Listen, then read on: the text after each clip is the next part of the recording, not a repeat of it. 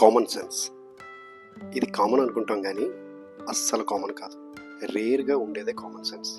Common పీపుల్లో ఉండనిదే common sense. నీ చుట్టూ ఏం జరుగుతున్నాయో కామ్గా ఉండి ఒకసారి అబ్జర్వ్ చేసి చూడు.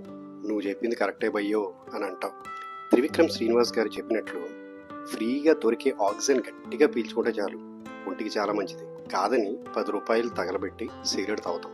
ఫ్రీగా దొరికే నీళ్లు గట్టిగా తాగితే చాలు, అది ఆరోగ్యానికి ఎంతో మంచిది. కానీ 150 పెట్టి బీర్లు తాగుతాం. ఇవన్నీ ఎవరికి తెలియదండి అని అంటారా? అందరికీ తెలుసు. తెలిసి మరీ చేసేదాన్ని ఏమంటారు మరి? ఈరోజు అందులో ఒకటి, జిమ్లో జరిగే కొన్ని కామన్ ఫన్నీ కబుర్లు చెప్పుకుందాం. జిమ్కి వెళ్ళే వాళ్ళు ఎంతోమంది ఉంటారు. కొంతమంది సైలెంట్గా వచ్చి వాళ్ళ పని చేసుకుని తిరిగి వెళ్ళిపోతారు. ఇలాంటి వాళ్ళతో పెద్దగా ప్రాబ్లమే ఉండదు. కానీ కొంతమంది ఉంటారు భయ్య, అందులో ఒక వర్గం. ఇంటి నుంచి జిమ్కి అవే షూస్లో వస్తారు. రోడ్డు మీద అడ్డదిడ్డమైనవన్నీ తొక్కుకుంటూ వస్తారు. ఆ షూస్తోనే టాయిలెట్ లోపలికి వెళ్తారు. మన కామన్ టాయిలెట్ల సంగతి ఏంటో మనకు తెలిసిందేగా. కమోడ్లో పడింది 50% అయితే నేల మీద పడింది ఇంకో 50%. వీడెళ్ళి దాన్ని తొక్కుకుంటూ పోస్తాడు. మళ్ళీ జిమ్లోకి అవే షూస్తో వస్తాడు. వాటితోనే ఫ్లోర్ యాక్టివిటీస్ అన్నీ చేస్తాడు. ఫ్లోర్ మీద ఎక్కడ వాడి అడుగులు వేస్తాడో అక్కడే చేతులు పెట్టి పుషప్స్ చేస్తాడు. పడుకుని స్ట్రెచెస్ చేస్తాడు. పోనీ వాడి చేశాడు, మరి మిగతా వాళ్ళ పరిస్థితి ఏంటి? ఇకపోతే రెండో రకం, చాలా కష్టంగా వర్కౌట్లు చేస్తారు. పడుకొని బెంచ్ ప్రెస్లు చేస్తారు. కానీ లేచిన తర్వాత ఆ చెమటని బెంచ్ మీద అలాగే వదిలేసి వెళ్ళిపోతారు.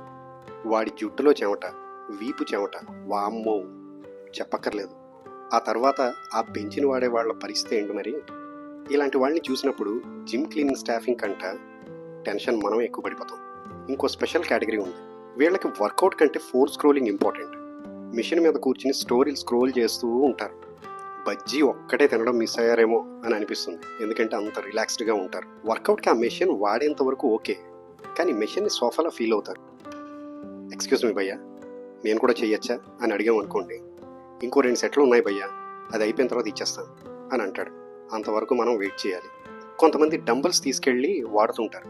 మనం వాటిని వెతుక్కునే కంట ట్రెజర్ హ్యాండ్ చేయడం బెటర్ ఏమో. ఈజీగా బంగారం దొరికేస్తుంది. ఒక డంబుల్ బల్కంపేటలో ఉంటే ఇంకో డంబుల్ బేగంపేటలో పెడతారు. తెచ్చి మళ్ళీ ర్యాక్ మీద పెడదాం అనే కామన్ సెన్స్ ఉండదు. అన్నిటికంటే బాధాకరమైనది ఏంటంటే థ్రెడ్మిల్. దానికే కానీ నోరుంటే వద్దురా సామే, వదిలేరా బాబు అని ఏడ్చి ఉండేది. మొబైల్లో జబర్దస్త్ చూస్తూ 45 నిమిషాలు ఏకధాటిగా నడుస్తాడండి. మనం చికెన్ షాప్ ముందు చింటూగాళ్ళ వెయిట్ చేస్తూ ఉండాలి, వీడు ఎప్పుడు వదులుతాడా అని. ఆశీర్వాద్ ఉప్పు కోసం ఇంటి పక్కన ఉండే షాపు కూడా బండి మీద వెళ్తారు. కానీ జిమ్కి మాత్రం థ్రెడ్మిల్ కోసమే వస్తారు. ఇంకో గ్రూప్ ఉంది, ఫ్రెండ్స్తో మంచి డిస్కషన్ పెడతారు. డైట్ ప్లాన్స్ విపరీతంగా డిస్కస్ చేస్తారు. Protein powder, pre workout powder అన్నీ కొనేస్తారు. అరగంట తర్వాత జిమ్ కింద బండి మీద పూరీలు తింటూ కనిపిస్తారు. సర్లేండి, అది వాళ్ళ పర్సనల్ అనుకోండి, మనకెందుకు. ఇలా చెప్పుకుంటూ పోతే 1, 2 బోల్డ్ ఉన్నాయి. ఇవన్నీ చూస్తూ ఉంటే ఒకసారి కోపం వస్తుంది, ఇంకోసారి ఏడుపు వస్తుంది, కానీ చాలాసార్లు నవ్వు వస్తుంది. ఇలాంటి వాటి వల్ల కొన్నిసార్లు జిమ్ అట్మాస్ఫియర్ డిస్టర్బ్ అవుతుంది. జిమ్ అనేది ఒక పబ్లిక్ స్పేస్, మనం రెస్పెక్ట్ ఇవ్వాలి, హైజీనిక్గా చూసుకోవాలి. చివరిగా ఒక మాట, బాడీ బిల్డింగ్ కన్నా ముందు hygienic building important. Gym etiquettes important. The gym is like a temple. It's not just where you build your body. It's where you find discipline, peace, and purpose.